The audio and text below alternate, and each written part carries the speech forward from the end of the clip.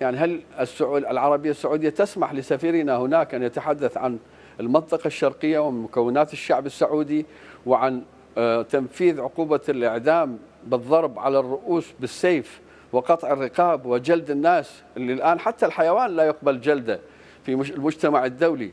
وتقبل الحكومة السعودية ملاحظات سفير العراق هناك على أدائها مثلا؟ نيت لو مقدمتك هذه بتجاوز العقد أنها سبقت كلام اللواء عبد الكريم، لأنه في الواقع ما ذكره اللواء عبد الكريم يحتاج إلى رد.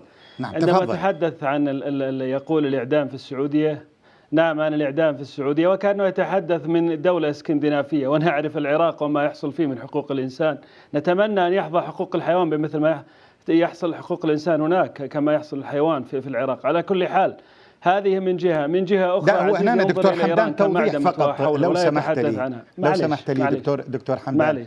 هو حين تحدث عن هذا الموضوع قال لو تدخل السفير العراقي في السعودية حول هذا الموضوع.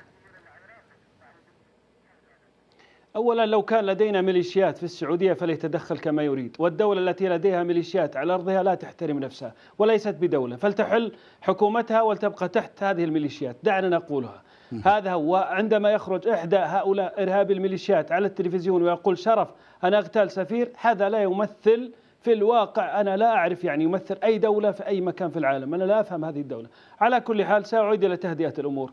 السيد السبهان في الواقع هو لم يحمل سلاح، هو لم يأتي لإنشاء ميليشيات كما فعلت إيران، هو لم يا عزيزي يسرق نفط العراق كما فعلت إيران، هو لم يعمل شيء. تعرف الشيء الوحيد اللي مثل تهديد لإيران ومن يتبع حكومتها أنه الرجل مثل العمق العربي. الشيعة في العراق، شيعة العرب الأقحاح أتحدث عنهم، سبقوا السنة إلى السيد السبهان. يعني كان هناك أخوة العربية عادت بهم شيعة وسنة، وهذا ما نريده.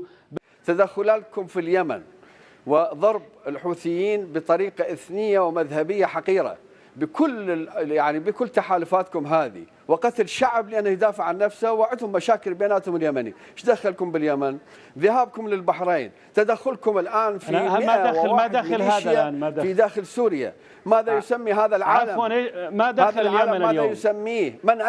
من أنتم لترسموا المنطقة؟ لكن ليس عندكم رجال. لحظة، نأخذ فاصل مشاهدينا، فاصل ونواصل هذه الحلقة من ساعة حرة حتى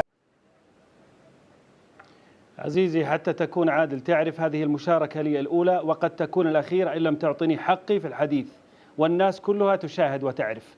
أنا سأرد على هذا الأفاك الذي أمامك، هذا الذي كان يخدم إيران وخدم الأمريكان بنفسه. هو هذا. نحن رجال غصبا عنك، ولو كنت رجلا لواجهتنا بدون إيران، لكنك تحتمي خلف إيران، ولكن سندوسك أنت وإيران والأيام بيننا. هذه أولا.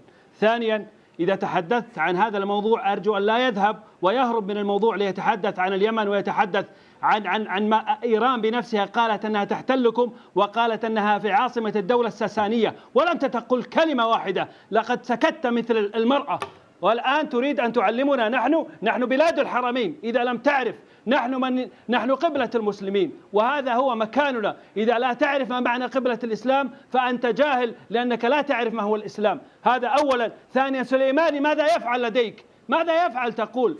من يأمركم؟ أصبحتم عبيدا لطهران، لستم رجالا. أين إيران؟ أين عراق الزمن الماضي الذي كان يرسم، التي كانت إيران تخشاه وكانت تسجد له؟ الآن أصبحتم أنتم من يسجد لإيران. تبا لك إذا كنت سعيد بهذا أن تكون عبدا. لا، هذا غير مقبول أبدا، غير مقبول هذا المنطق. فهو هذا قدر. يعني ممكن احنا في العراق بإمكاني أن أنتقد العبادي ومعصوم وبرزاني وأي اللي كان إذا أخطأ، ونقوم وفق حقائق بتوضيح الأمور للرأي العام. هذا غير موجود في السعودية. ودائما يتهمون العراق أنه تابع إلى إيران. لا إيران ولا الأكبر من إيران ولا أنتم ولا الأمريكان اللي قدروا يبتلعون العراق. العراق لا يبتلع، العراق ليس تابع، العراق سيد نفسه، والعراق بلد ديمقراطي. أنتم الآن لا تستطيع لا أنت ولا آخرين من انتقاد الملائكة اللي هم 31,000 أمير وأميرة في المملكة بكلمة واحدة. أنا أريد أن أقول له: لماذا أنتم حشرتم أنفسكم أنتم وإيران عندما تم إعدام الإرهابي النمر؟ لماذا تسمحون لأنفسكم ولا تسمحون لنا بأن نتحدث؟ هذه واحدة. بل وكنتم تكتبون على الأسلحة النمر وتستخدمونه أمام التلفزيون وإرهابي، وواضح كل ذلك. تتحدث عنك في بلد ديمقراطي. أي ديمقراطية الله يرحم والديك؟ ما يحصل على أرضك هو ضياع. إذا كانت هذه الديمقراطية فأقسم لك لا أحد يريدها. قتل، نهب، سلب، خراب، فساد. تسمي هذه؟ استح على وجهك يا رجل، اخجل مما تقول.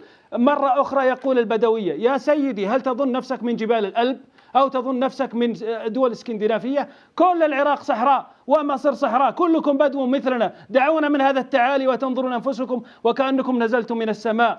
محمد صلى الله عليه وسلم من هذه الأرض، وعلي بن أبي طالب والصحابة كلهم. دعونا من هذه الكلام الفاضي الذي لا يسمن ولا يغني من جوع. تحدثوا بمنطقية، تحدثوا بعقل، كونوا عودوا إلى عمقكم العربي، ابحثوا عن مصالحكم، لا تكونوا خلف إيران. والله ستذيقكم الأمرين وتستعبدكم وتفقركم أكثر مما أنتم عليه. إن لم تغيروا سياساتكم وتكونوا لها تابعين فستذوقوا الويلات، والناس لن تسكت لكم. لا تتوقع أن الناس ستصمت يوما من الأيام.